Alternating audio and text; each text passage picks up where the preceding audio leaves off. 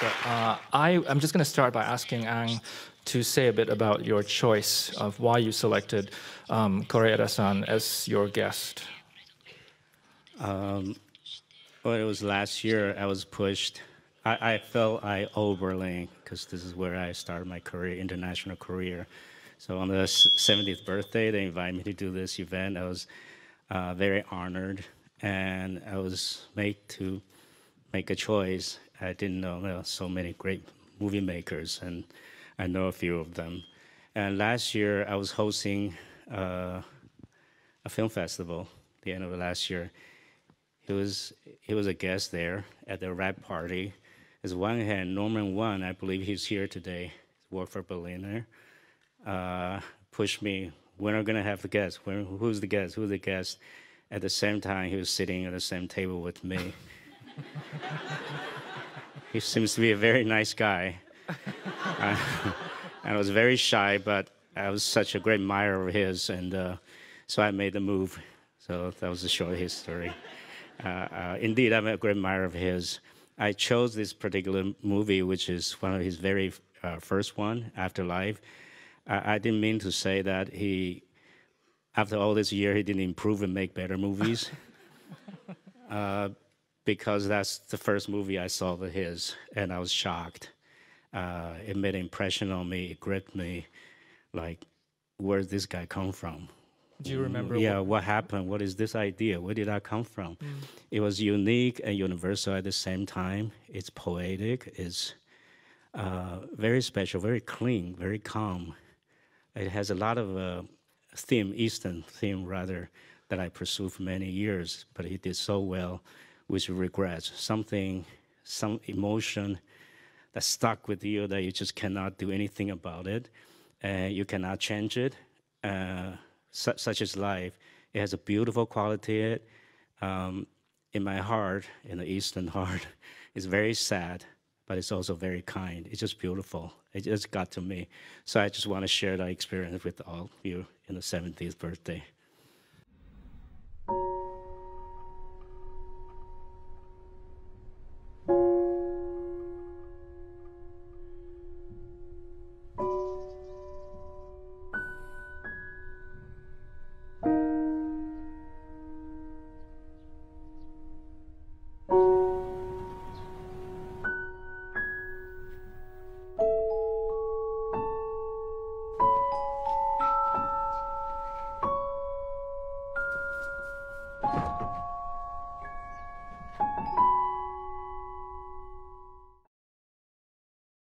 You described your first encounter with Afterlife, and I'm wondering if you can say a bit about Japanese cinema and whether it was something that was important to you as a younger viewer, as a younger filmmaker, and, you know, when you were in film school. Was Japanese cinema something that meant something to you? And I grew up in an atmosphere where the Japanese influence, because the colonial years, the 50 years of colonial, they really built Taiwan to be a modern place. That's a lot of influence on us, and we very much look up to the culture, and movie included. The difference from Japanese masters versus Western, whether it's American or European, is that the Japanese is very Eastern, and they put it much better than us. Something really to look up to, where you feel very kinship to it, but you cannot express how good they are. They really, it's not just on the surface, this plot point or character development that gets you, but the mood, the culture, I would say sadness. I think we have something common that we embrace sadness as being kindness. I think that's Buddhism. We call it 慈悲. You put kindness along with sadness. It's a deep understanding of sadness. This is something very Eastern, that you have to obey something bigger than you are, which humanly you still make best effort. That's something really moving. I think the Japanese do that, at least when I grew up, they did that the best. So that's what it is to me. Plus they're pretty very strict on the cleanliness. The Japanese movie looks very clean, very quiet. Probably a lot more stoic than we were. but it's just beautiful, something we look up to.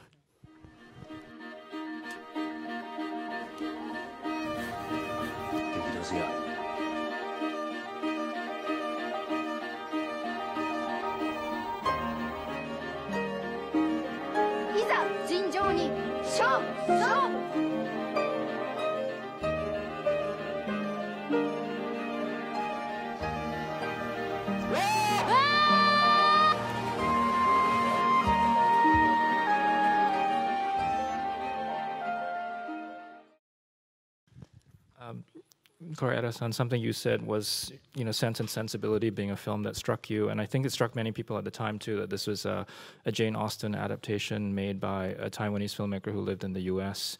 And I think this is something Ang has showed throughout his career, this ability to cross industries, genres, cultures, languages.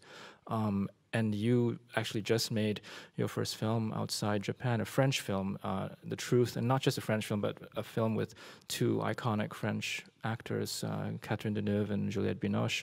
I'm wondering if you can say a bit about that experience, and since you've known Ang a long time, and this is something he's done, I think, with great skill and ease. I'm wondering if his ability of bridging these cultures sort of was something you were thinking of in making your move to a different kind of film.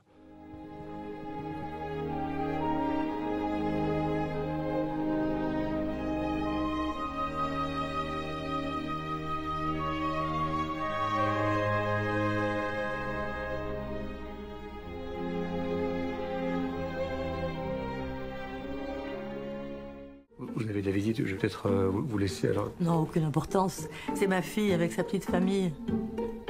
Elle a épousé cet acteur, là? Oh, acteur, c'est un bien grand mot. Welcome. Ils viennent pour me féliciter pour mon livre. Comme il parlait de tirer à 100 000 exemplaires. 100 000, 100,000 copies. 50 000, pas 100 000. Est-ce que tu peux être vaniteuse? そうですね。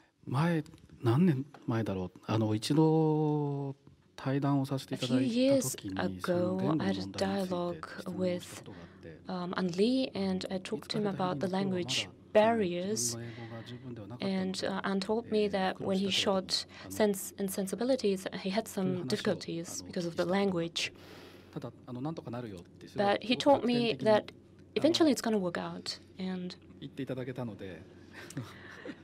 that was very encouraging.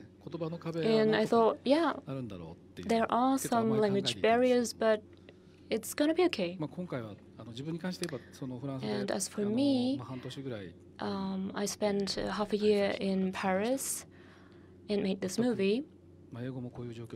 And I'm not able to speak English, and I don't speak French at all. So when we were shooting the movie, when we started shooting, I was talking in Japanese. It just said start in Japanese. Yoi hai means let's start. And Catherine Deneuve and Juliette Binoche knew perfectly well what that meant. And Ethan Hawke was also at the scene, and he said, what's important in making a film is to have a common vision for making a film. So we don't have to speak the same language, we just have to share the same vision, and that was very encouraging as well.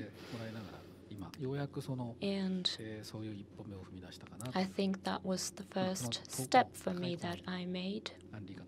So An Lee is at the top, and I'm looking from under here. You don't want to know how I direct Sense Sensibility. It's actually much lower than you would think. I'll give you one example. Alan Rickman, God bless him in peace, wonderful British actor. After his first take, I went up to say less. He got. Then he did the second take. I went up to him and say less. The third time, after the third take, I didn't have the courage, the heart to tell him to do less anymore. I said, do more. He got really irritated. He said, which one can you make up your mind? More or less? Which way do you want me to go? I said, do more or less. That's how I directed Sense and Sensibility. After the movie, I thought, if I can make that movie, anybody can do movie. Anything in movie is possible. It's something else. It is very true what you said. It somehow to work out if you're a good filmmaker.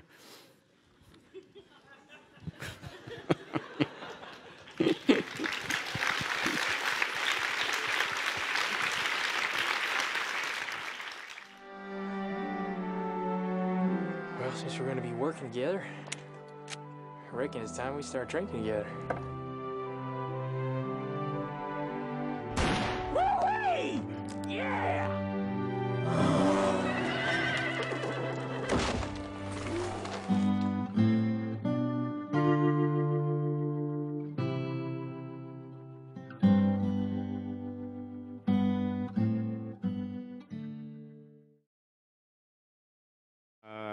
What got to me in Brokeback Mountain was 3 years before I made the movie. Someone, the producer, James Shamans, showed me. He got hands on this property. It's a short story, 30 pages long, by Annie Proulx. And honestly, I grew up in Taiwan during that period of time, the 20 years of time when the story happens. And personally, I have nothing to do with Wyoming gay cowboys. I couldn't be more opposite. But unlike most people cried during the shirt scenes, and I got tears in my eye. I welled up when Jack said he says, we could have lied, but you didn't want it. All we have left is Brokeback Mountain. I thought, what is that Brokeback Mountain? It's kind of similar to, I imagine, of one image in your whole life.